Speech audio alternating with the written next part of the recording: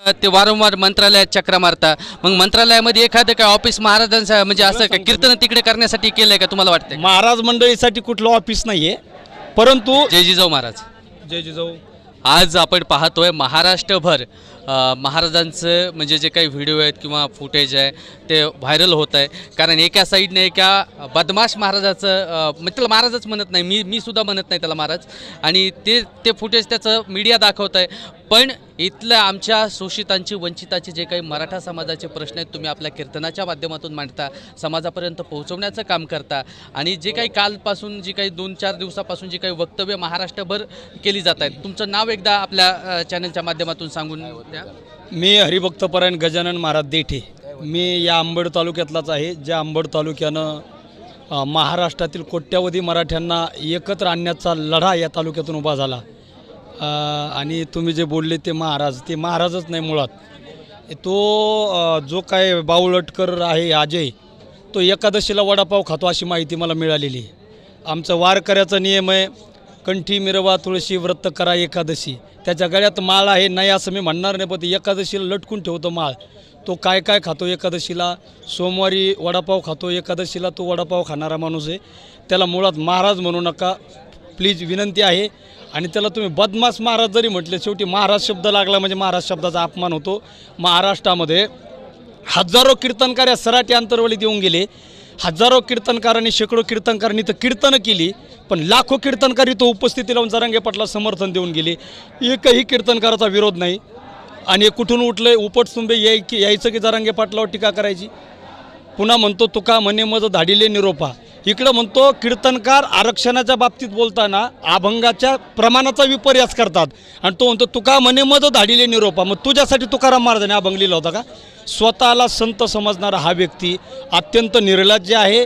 स्वतःची पापं झाकवण्याकरता जरांगे पाटलावर विनाकारण आरोप करतोय. गड्या, पण जरांगे पाटलावर आरोप करणं म्हणजे सध्या तरी सूर्यावर थुंकण्यासारखं आहे.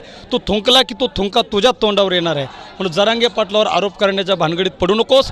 जेवढा तू आरोप करशील तेवढा तूच गाळात फसशील, हा माझा शब्द आहे. बारसकर लक्षात ठेव.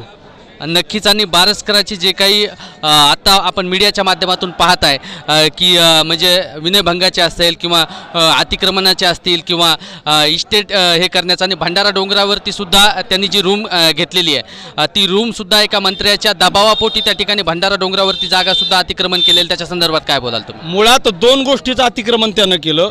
एक तो म्हणाला मी वारकरी आहे आणि देव संस्थांचा काहीतरी अधिकारी पद आहे माझ्याकडं, आणि दुसरं तो म्हणाला मी मनोज जरांगे पाटलांचा सहकारी आहे. हे दोनही शब्द त्याने अतिक्रमण करून वापरले. नंबर 1, जरांगे पाटलाचा सहकारी आहे असं त्याचं म्हणणं आहे. मी जरांगे पाटलांचा सहकारी आहे. जरांगे पाटलांनी म्हणावं अजय बारसकर माझा सहकारी आहे. ते जर म्हटलं तर तो सहकारी आहे. मी 10-11 वर्षाच्या कालखंडात जरांगे पाटलासोबत आहे. मी तुला कधीच पाहिलं नाही, तू असा कसा सहकारी? आणि सहकारी शब्दाचा अर्थच तुला मुळात कळत नाही.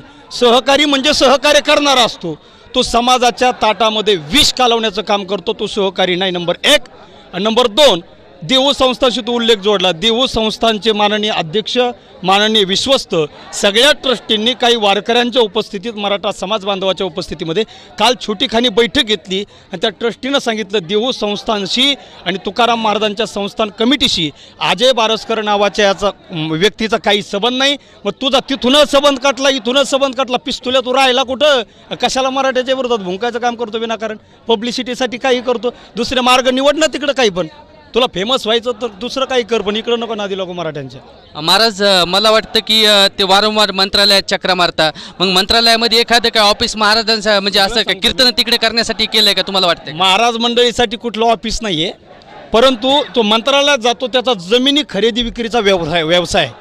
समजा एखाद्या ठिकाणी मोठं जमिनीचं प्रकरण असेल, तो खरेदी विक्री करून देतो. दलाली त्याला म्हणतात. 2%, 3% कमिशन असतं. मी असं ऐकलं आपल्याकडे 2% असतं, महानगरपालिका क्षेत्रात 3% असतं. ते दलाली खाणारा माणूस आहे. मिटवण्याकरता काही मंत्री लोकांसोबत संबंध असतील त्याचे. तो राजकीय आहे मुळात.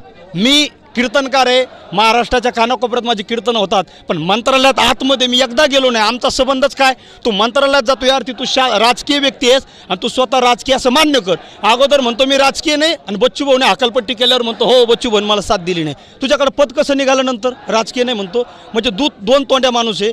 एकदा म्हणतो वाशीला मी गेलोच नाही, आणि दुसऱ्या क्लिपमध्ये म्हणतो वाशीला गेलतो पण जरांगे पाटलाच्या स्टेजवर मला जागा भेटली नाही, मी खाली बसलो. दोन तोंड्या, तू जेवढा बोलशील तेवढा गाळात फसशील. त्यामुळे इथून पुढे तू नादी लागू नको. तुझी प्रकरणं जर बाहेर काढायला लागलं ना तर तुला पळता भुई थोडी, तुला स्वतः काय करण्याची वेळ तुझ्यावर येईल तूच बघून घे. त्यामुळे तू सध्या तरी मराठ्यांच्या नादी लागू नको. मराठ्यांचा आग्यामोल आहे, या मराठ्यांच्या आग्यामोहाला तोंड देणं चांगल्या जमलं नाही. बारस कर, तू किस पेड की पत्ती आहे, तू तुझा विचार कर. नक्कीच, कारण तुकाराम महाराज सुद्धा म्हणतातच की नाथाळाच्या माती हानू काठी. आणि कारण तुकाराम महाराजांचे अनंत वाचाळ बरळती बरळत आहे. तुकाराम महाराजाचा नावाचा वापर करून आमच्या आंदोलनाला बदनाम करण्याकरता तो आला होता. वास्तविक तुकाराम महाराजाचे विचार त्याच्यामध्ये 1% नाही आणि तुकाराम महाराजाचं नाव घेण्याची त्याची लायकी नाही. पण त्याने तुकाराम महाराजाचं नाव घ्यावं. आणि तुकाराम महाराजाच्या भंडारा डोंगराच्या जवळ तू राहतो ना, 17 गुंठे जागा तुझी. आम्हाला कशाला सांगतो 17 गुंठे?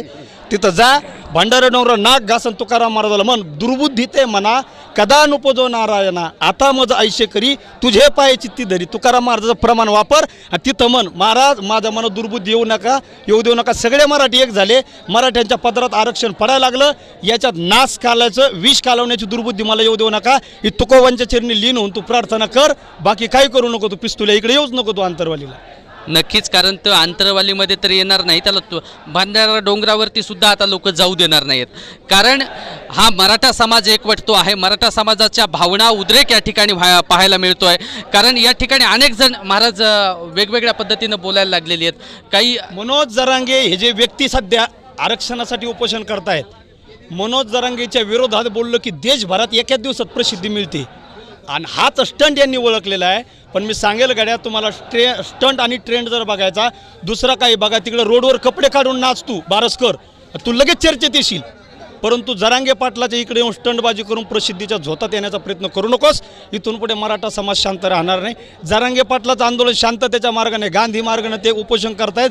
त्यांनी कुणाला हाना मारा जाळपोळ करा असं अजिबात सांगत नाही. शांततेच्या मार्गाने लढा चालू आहे. पण हे पोरं समाजाच्या भावना आहेत तीव्र, या प्रत्येकाच्या मनात जाऊन जरांगे पाटील सांगू शकत नाही पोराव शांत राहा. त्या भावनांचा उद्रेक होऊ नये असं तुला वाटत असेल तर तू शांत राहिलेलं बरं असेल असं मला वाटतं. नक्कीच, मराठा समाज हा खूप मोठा समाज आहे, या महाराष्ट्रातला मोठा समाज आहे. काहींच्या मनामध्ये गांधीजींचे विचार आहेत, काहींच्या मनामध्ये भगतसिंगांचे विचार आहेत, काहींच्या मनामध्ये संभाजी महाराजांचे विचार आहेत, ते काहींच्या मनामध्ये शिवरायांचे विचार आहेत.